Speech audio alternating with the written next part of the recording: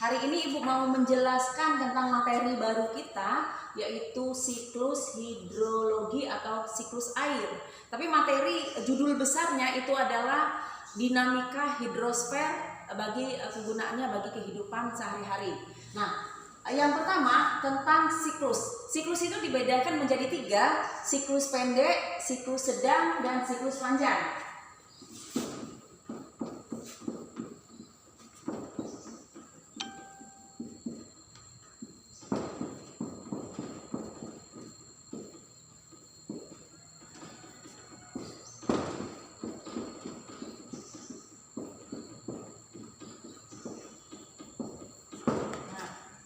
Perhatikan ya, siklus itu adalah sebuah perputaran. Kalau dinamakan siklus air di sini, siklus air atau siklus hidrologi itu berarti perputaran air yang ada di permukaan bumi.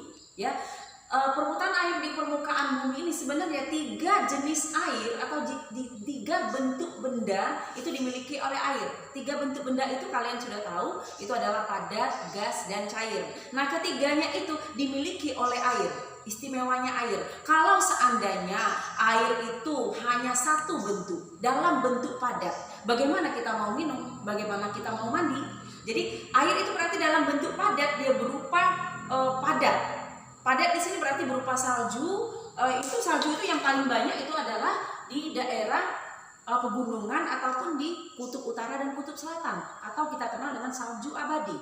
Itu dalam bentuk salju. Kalau dia dalam bentuk cair, dia itu berupa air, ada di lautan, ada di sungai, ada di danau, ada di rawa. Nah, itu namanya bentuk air. Pada saat dia berbentuk gas, kan 3 bentuk benda itu adalah 3, gas, padat, dan cair. Pada saat dia berbentuk gas, itu dia mengalami penguapan. Ya, di permukaan bumi ini pada siang hari mengalami penguapan dan malam hari juga mengalami penguapan. Nah, penguapannya itu nanti terbentuklah awan. Kalau awan itu nanti bentuknya padat lagi. Nah, perhatikan hari ini Ibu mau menjelaskan tentang 3 siklus ini. Siklus pendek, sedang, dan panjang. Apa sih siklus? Perputaran air yang ada di permukaan bumi. Air di permukaan bumi tidak pernah berkurang jumlahnya dan tidak pula bertambah, tetapi ingat dalam 3 bentuk ya benda yang berbeda ya. Nah, yang pertama Ibu mau menjelaskan tentang siklus pendek. Sebenarnya siklus pendek ini Ibu tutup sebenarnya ya. Ini tidak usah dilihat dulu yang di atasnya. Kita mau fokuskan ke sini. Ini adalah laut. Laut itu mengalami penguapan. Penguapan pada laut, kita ketahui bahwa laut itu di dunia itu 2/3 dunia ini terdiri dari laut ya. Nah, laut ini yang mengalami penguapan. Penguapan laut ini dinamakan evaporasi ya. Evaporasi terjadi di lautan dan menguap membentuk awan di lautan inilah. Nanti awan yang terbentuk di atas lautan dan menjatuhkan titik-titik airnya atau terjadilah hujan atau dikenal dengan presipitasi itu terjadi di lautan inilah. Berarti siklus pendek itu adalah air laut yang menguap membentuk awan. Setelah itu awan menjatuhkan titik-titik airnya atau hujan atau namanya presipitasi itu terjadi di atas lautan. Ini dinamakan siklus pendek. Jadi siklus pendek itu adalah lautan yang menguap membentuk awan dan terjadilah hujan di atas lautan itulah. Itu dinamakan siklus pendek. Dan lanjut lagi kita masuk ke siklus sedang. Siklus sedang itu perjalanan awannya sudah agak panjang. Nah, penguapan laut tetap terjadi. Penguapan laut membentuk awan di atas lautan itu tetap terjadi, tetapi ditambah lagi dengan pembentukan awan di daratan. Pembentukan awan di daratan namanya transpirasi. Ya, penguapan tumbuh-tumbuhan itu dinamakan transpirasi. Nah, penguapannya ini akan membentuk awan, tetapi bersama dengan lautan dan bersama dengan pohon-pohon yang ada di daratan membentuk yang namanya awan di atas ini. Penguapan laut dan penguapan darat itu dikenal dengan evapotranspirasi. Evapotranspirasi berarti evaporasi ditambah transpirasi, namanya evapotranspirasi, dan membentuk awan di atas daratan. Dan ada sebahagian awan di atas lautan dibawa oleh angin ke daratan secara adveksi. Berarti secara adversi itu adalah angin yang membawa awan di atas lautan secara mendatar dan naik ke atas daratan. Terjadilah hujan di daratan, itu dikenal dengan siklus sedang. Ya, paham ya? Jadi penguapan di lautan, penguapan di daratan, dan gabungan penguapan di lautan dan di daratan membentuk awan di daratan dan terjadi hujan di daratan, itu dikenal dengan siklus sedang. Tapi bedanya untuk siklus sedang itu nanti ada yang namanya infiltrasi.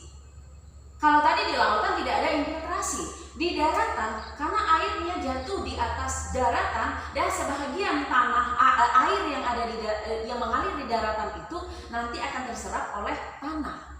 Penyerapan air di daratan dikenal dengan infiltrasi, dan sebagian air yang ada di daratan nanti akan berkumpul di lautan kembali. Itulah dinamakan siklus. Dari darat airnya jatuh masuk ke danau, mengalir melalui sungai, melalui dalam tanah dia mengalir ke lautan, dan melalui daratan juga mengalir ke lautan. Itu namanya siklus sedang.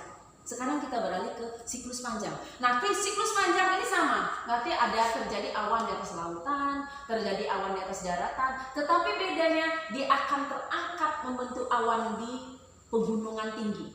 Bedanya di sini, setelah awan itu terbentuk di atas pegunungan tinggi, awan ini sudah berubah menjadi salju.